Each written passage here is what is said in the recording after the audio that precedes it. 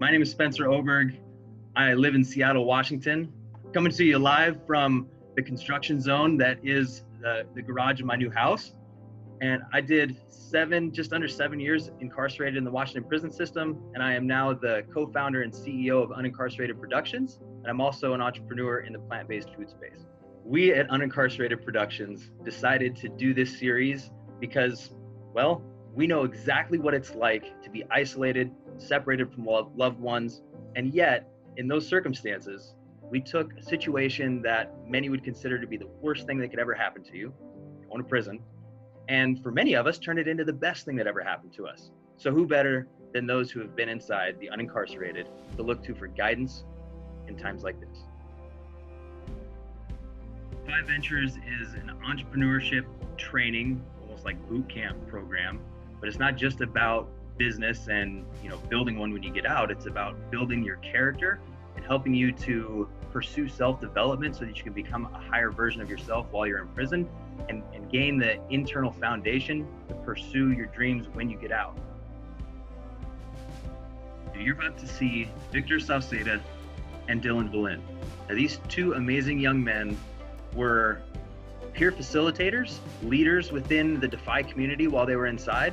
They're recent graduates of the Defy program, and they just got out of prison within the last few months. These two guys are thought leaders, and they're thought leaders that we should listen to in times like this because they have experienced the max when it comes to isolation and doing something positive with that. And I'm so proud of them. I'm so proud that I got to see their transformation working with them in Defy and to see what they've done since they've been out. And I can't wait to introduce them to you now. My name is Valin, and I was incarcerated for 3 years, and I had recently gotten released on February 10th of 2020. My name is Victor Sauceda. Did an 8-year prison sentence and got out October 21st of 2019.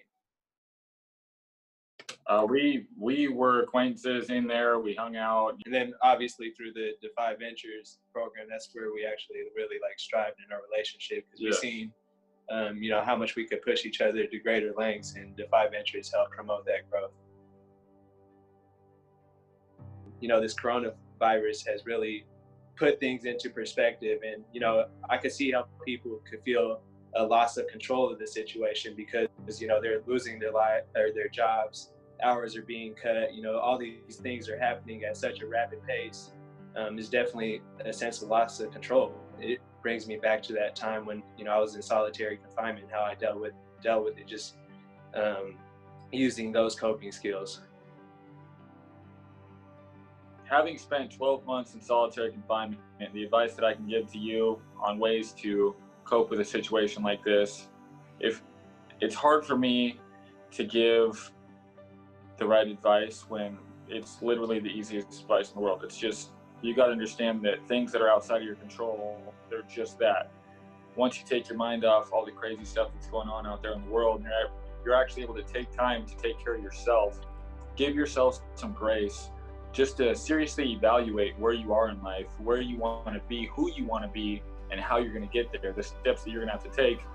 You can literally create a plan or a blueprint of sorts on the future that you want. And then once you have that vision in your mind of where you want to go, it'll be so much easier to achieve that and the goals that you set for yourself. And not letting this coronavirus get the best of you. Just because we get locked up, it doesn't mean that the world ends. It means that we still have to find ourselves and set up an action plan that's going to prepare us for a better future. So we have to take time of this opportunity. This is a really good opportunity for everybody because it gives you a time to reflect and really put things into perspective.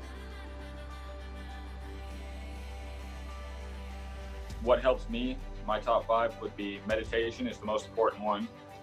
I'll take time to center myself, take some deep breaths to remember where I'm at in the present moment so I don't get too caught up in whatever's going on around me. Take some deep breaths, breathing exercises. I'll read a book. I love to read. I don't watch TV. I'm not a TV guy. I read books. And they definitely help calm my mind. Getting active, that daily exercise, even if it's just a small routine, I'll do that. And music is another one. These are all things that can take your mind off of situations like this. If you feel like you're isolated and you're going crazy, the best thing you can do is calm your mind, calm your thoughts, remember where you are, remind yourself that everything's going to be okay, and positive affirmations.